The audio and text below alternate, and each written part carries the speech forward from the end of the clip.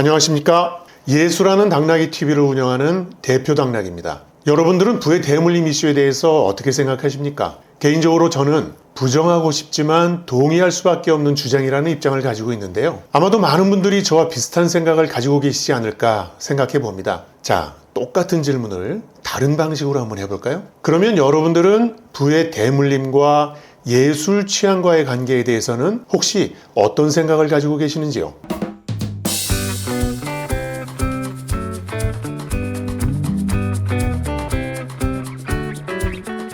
구독, 좋아요.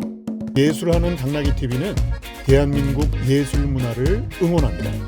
몇 년 전에 돌아가셨죠? 앨런 크루거라는 유명한 경제학자가 있었습니다. 이분의 유명한 이론 중에 하나가 위대한 개츠비 곡선인데요. 이 이론의 가장 핵심적인 포인트는 경제적 불평등 정도가 심하면 심할수록 부모의 부가 자식에게 그대로 이어질 가능성이 크다는 것입니다. 확률적으로 부모가 부자면 자식 때도 부자로 살고 부모가 가난하면 자식도 가난할 수밖에 없다는 얘기입니다. 우리네 삶이라는 것이 부자는 부를 대물림하기 위해서 노력하고 가난한 사람은 가난의 대물림을 끊으려고 투쟁하는 과정이라고 주장해도 무리는 없을 것이라고 생각합니다. 부의 대물림에 대한 경제학자들의 관심사와 유사한 연구들이 예술적 취향이라는 관점에서도 맹렬하게 주장되고 있습니다. 부의 대물림이라는 말은 계층의 대물림이라는 말로도 설명할 수 있는데요. 여기서 계층이라는 개념은 일반적으로 직업의 유형과 가계소득 이 두 가지로 구분되는 단조로운 개념이기는 합니다. 그런데 예술적 취향이 계층의 대물림과 상관관계가 높다는 주장이 있습니다. 좀 과하게 표현하면 3살 버릇은 80까지 가고 3살적 예술 취향은 80에 속할 여러분의 계층을 결정한다는 주장인데요. 세계적인 석학이죠. 프랑스의 저명한 사회학자였던 피에르 부르디에가 주장하는 문화자본론의 입장입니다. 부르디에가 얘기하는 문화자본이라는 개념은 사회에서 높은 가치를 인정받는 문화적 요소를 인지하고 또한 즐길 수 있는 능력의 소유 정도를 의미하는데요. 여기서 얘기하는 높은 가치라는 용어에서 알 수 있듯이 이 이론에는 고급 예술이 대중예술보다 정교하고 가치가 있으며 그것을 올바르게 소비하기 위해서는 많은 경험과 지식이 필요하다는 전제가 깔려 있습니다. 저는 클래식, 오페라, 회화, 무용, 연극 이런 것과 같이 순수 예술을 이해하기 위해서는 반드시 관련 지식이 필요하고 그 이후에 많은 소비 경험이 수반되어야만 취향이 만들어진다는 주장에는 전적으로 동의합니다. 피에르 부르디에의 주장은 두 가지로 정리할 수 있습니다. 첫째는 예술적 취향이 경제적 자본과 똑같은 자본이라는 점, 그리고 둘째는 고급한 예술적 취향 자본을 갖기 위해서는 오랜 시간이 필요하고 경제적 자본을 투자해야 하는데 이러한 고급 예술을 즐기는 데 필요한 물질적, 시간적 투자의 기회가 사회 경제적 지위가 높을수록, 즉 상류계층일수록 다음 세대에게 세습될 가능성이 커진다는 주장입니다. 이러한 문화자본론은 불과 30-40년 전에 나온 주장인데요. 그 사이에 교육의 대중화가 이루어졌고 예술을 소비할 수 있는 다양한 매체 환경이 변화했고 그리고 부르디에가 저급하다고 주장했던 대중예술 분야의 발전 속도가 눈부시다는 측면에서 반론을 제기할 만한 여지도 충분하기는 합니다. 프랑스에서부터 시작된 문화자본론이 미국으로 전파되는 과정에서 많은 이견이 발생했습니다. 문화자본론이 주장하는 것처럼 고급 예술 문화가 실제로 상류계층의 예술 취향과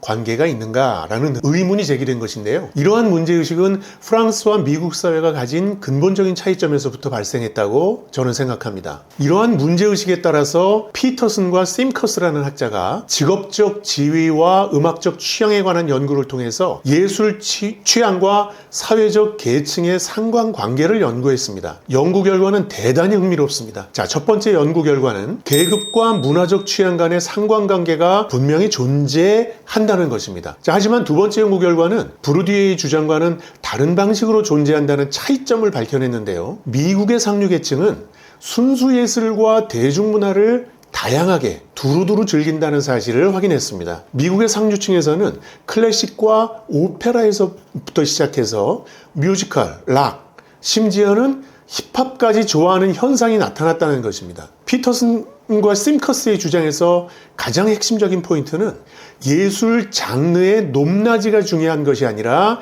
예술 취향의 다양성이 계층에 영향을 미친다는 내용입니다. 예술의 다양성을 강조한다는 측면에서 이 주장을 잡식동물이라는 뜻의 영어 단어를 사용해서 옴니보어 이론이라고 부르는데요. 여기서 여러분들이 놓치면 안 되는 것은 다양성이라는 개념이 순수예술만에서 또는 대중예술만에서의 다양성을 말하는 것이 아니라는 데 있습니다. 즉, 옴니보어 이론에서 말하는 예술 취향의 다양성은 오페라, 클래식, 무용, 연극과 같은 순수예술의 두루두루 취향을 가지고 있는 사람들이 대중예술에도 취향을 가지고 있다는 것입니다. 자, 그리고 또 하나 아주 중요한 포인트는 이러한 상류계층의 잡식성이 중산층의 순수예술로의 영역 확장으로도 나타난다는 사실입니다. 자, 이러한 현상은 현재 우리나라에서도 아주 핫하게 나타나고 있습니다. 예를 들자면 교육 수준이 높을수록 향유하는 음악 장르의 다양성이 나타난다거나 경제적인 여유가 있는 사람들일수록 영화 장르에 대한 취향이 다양하게 나타나고 있다는 연구 결과들이 바로 그것입니다. 이와 관련해서 현재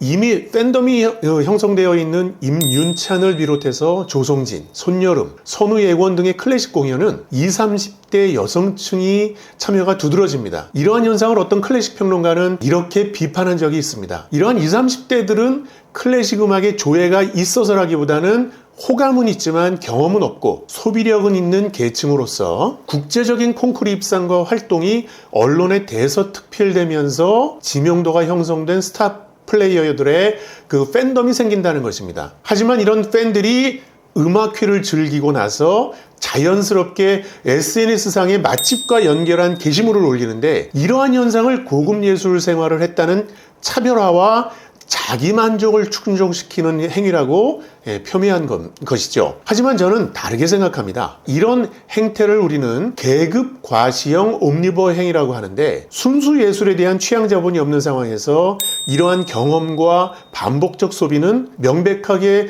순수 예술에 대한 취향 자본을 형성해가는 절차적 과정이고 언젠가 해당 예술 장르에 조예가 생기게 될 것이 분명하다는 긍정적 의견을 가지고 있습니다. 중산층에서 나타나는 계급 과시형 옴니버어 소비가 결국은 취향의 다양성의 지표라고 볼 수 있다는 거죠.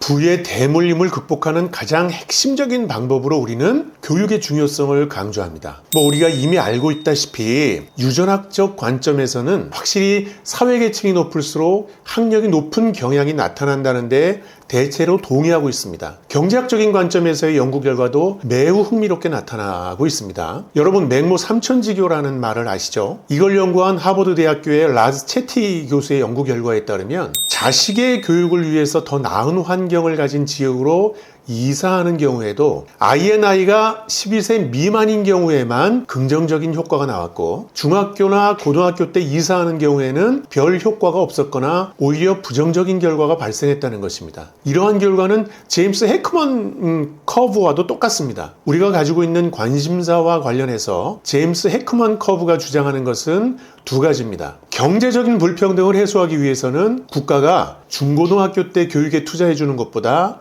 영유아기 때 투자해 주는 것이 훨씬 더 효과가 높다는 것이 첫 번째 주장이고요. 두 번째는 청소년기의 학습 동기가 제대로 부여되지 않으면 성년이 됐을 때 경제적으로 실패할 가능성이 높아진다는 것입니다. 특히 헤크먼은 취약계층 청소년에게 단순히 보조금이나 지원금 등 푼돈을 보태주는 정책만으로는 충분한 효과를 낼 수 없다고 진단했습니다. 헤크먼이 발견한 또 다른 흥미로운 주장은 임금을 결정하는 요인은 공부 잘하는 능력뿐만 아니라 비인지 능력이 아주 중요한 결정력을 보여준다는 것입니다. 인지 능력과 마찬가지로 비인지 능력이 낮은 사람에 비해서 비인지 능력이 높은 사람의 임금이 더 높게 나타났는데 비인지 능력이 증가함에 따라서 임금이 상승하는 비율이 인지 능력이 상승하면서 임금이 상승하는 비율과 비슷하게 나타났다는 것입니다. 그만큼 어린 시절의 비인지 능력이 임금에 미치는 영향이 크다는 것입니다. 우리가 이미 알고 있듯이 인내력이나 감정 조절 능력, 소통 능력과 같은 정서적인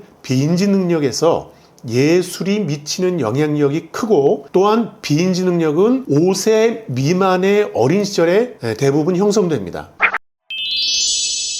자, 우리는 부의 대물림 측면에서 빈부의 격차만이 불평등이 아니라 예술 취향의 차이도 계층의 대물림과 연결되는 불평등이라는 사실을 제대로 인식해야 합니다. 자, 그러니까 부의 대물림을 해결하기 위해서 교육을 하는 것처럼 예술 취향의 대물림을 해결하기 위해서는 예술 격차를 해소해주는 교육의 기회가 어린 시절에 부여되어야 한다는 것은 합리적인 주장입니다. 어떤 계층에 태어나더라도 아동기에 예술적 취향과 문화 자본을 교육받을 수 있어야 하고, 이를 통해서 누구나 상류계층으로 이동할 수 있는 환경이 마련되어야 합니다. 이러한 맥락에서 저는 대한민국에서 태어난 누구라도 다양한 예술 교육을 받는 것은 기본적인 권리라고 생각합니다. 예술 복지는 인간의 기본 권리입니다.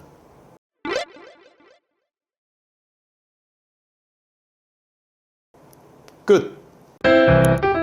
구독, 좋아요